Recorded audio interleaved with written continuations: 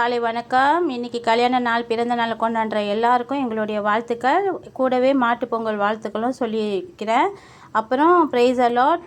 இன்றைக்கி நம்ம என்ன சமைக்க போகிறோன்னா, இன்றைக்குள்ள சமையலை பார்க்கலாம். நம்ம இங்கே என்ன வெந்துக்கிட்டு இருக்காங்கன்னா, பாசி பருப்பு இருக்காங்களா, அவங்களும் டொமேட்டோ, இஞ்சி, பூண்டு, அப்புறம் மஞ்சள் போட்டிருக்கேன். இவங்க எல்லாத்தையும் வேக வச்சுக்கிட்டு இருக்கிறேன்.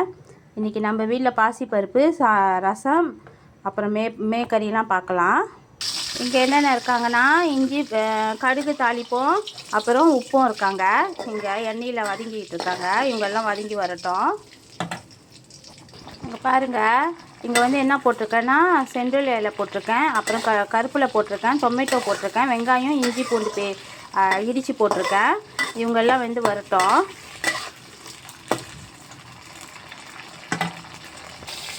பாருங்கள், இவங்க வெந்து வர்றப்ப இங்கே என்ன எடுத்து வச்சுருக்கிறேன்னா, சைவ கோழியும் அப்புறம் அந்த கொண்டக்கடலையும் எடுத்து வச்சுருக்கேன். இவங்களை இப்பயே போட்டுடலாம். இப்பயே போட்டு ஒரு கிண்டிடலாம். ஏன்னா அவங்கள நான் அலசி வச்சுருக்கல, அப்போ அவங்க தண்ணி இருக்காங்களா, அந்த தண்ணி வத்துற வரைக்கும் கொஞ்சம் நேரம் பார்க்கலாம்.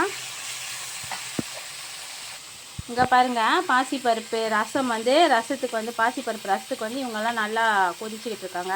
இந்த பாசிப்பருப்பு நல்லா வெந்து வந்தானே தாளித்து ஊற்றிடலாம். பாருங்கள், இப்போ வந்து மிளகாய்த்தூள் ஒரு கிரண்டி போட்டிருக்கேங்க. இவங்களை கொஞ்சம் வதக்கி விட்டுட்டு நம்ம தண்ணி கலந்துக்கலாம். லேசாக வதக்கிட்டாலும் போதும். இப்போ நான் வந்து தண்ணி கலக்கிறேன். இவங்கள்ட்ட இவ்வளோ தண்ணி போதும்.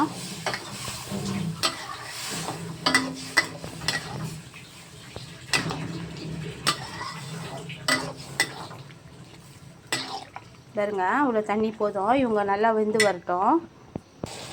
பாருங்கள், எவ்வளோ சூப்பராக வந்திருக்காங்க பாருங்கள்.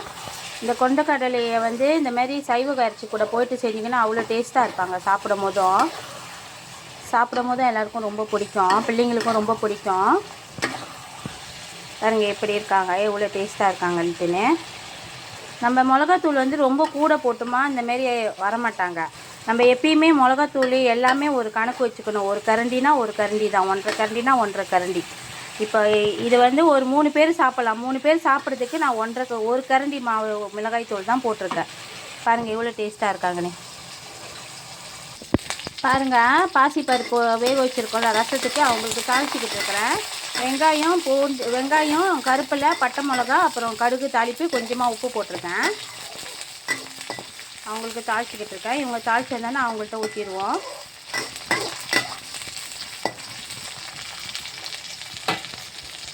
பாருங்கள், உங்கள் பாசி பருப்பு, இஞ்சி, பூண்டு, மஞ்சள் எல்லாம் வந்து நல்லா வந்துட்டாங்க. இவங்க பாருங்கள், நல்லா வெந்துட்டாங்க. இங்கே ரசமும் ரெடி ஆகிக்கிட்டு இருக்காங்க. பாருங்கள், தாளித்து ஊற்றியாச்சு. இங்கே பாசிப்பருப்பு ரசம் ரெடி ஆகிட்டாங்க.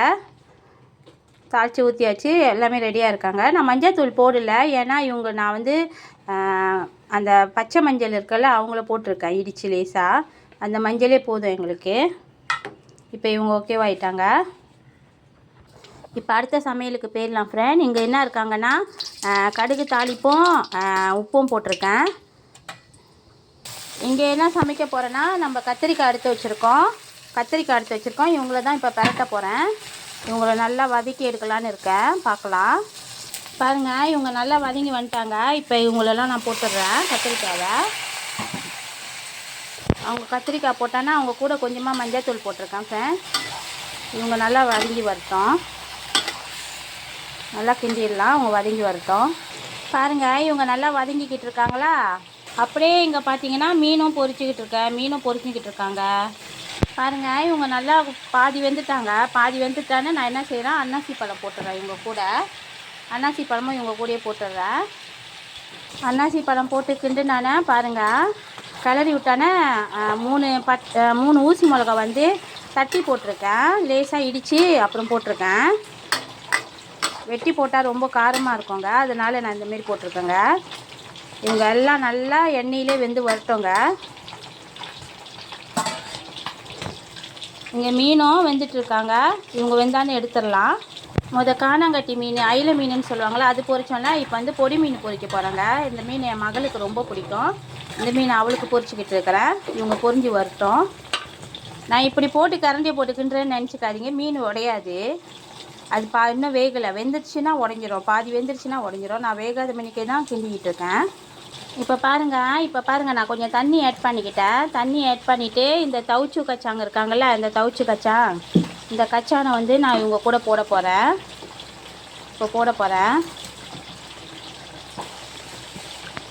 நீங்கள் உப்பு போடும்போது பார்த்து போட்டுக்குங்க. தவுச்சு கச்சான் பாய்ச்சிங்கன்னா உப்பு போடும்போது பார்த்து உப்பு போட்டுக்குங்க. இப்போ இவங்கள போட்டு நான் இவங்களை எல்லாத்தையும் ஒன்றா கிண்டிடுறேன். கொஞ்சம் லேசாக தண்ணி ஊற்றுனங்க, ஏன்னா இன்னும் குழஞ்சி வர்றதுக்கு,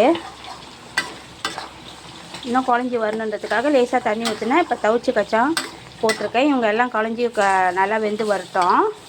இங்கே பாருங்கள், நம்ம பொடி மீன் நல்லா வெந்துக்கிட்டு இருக்காங்க. இன்னும் சரியாக வேகலை, அதனால் நம்ம வந்து இன்னும் இது பண்ண முடியாது, திருப்பி போட முடியாது. இன்னும் நல்லா வெந்து வரட்டும். ஹை ஃப்ரெண்ட்ஸ், பாருங்கள், இன்றைக்கி கத்திரிக்காய் பெரட்டல், அப்புறம் வந்து பாசி பருப்பு ரசம், அப்புறம் வந்து மீன் பொரியல். இந்த சாப்பாடு உங்களுக்கு பிடிச்சிருந்துச்சின்னா லைக் பண்ணுங்கள், ஷேர் பண்ணுங்கள்.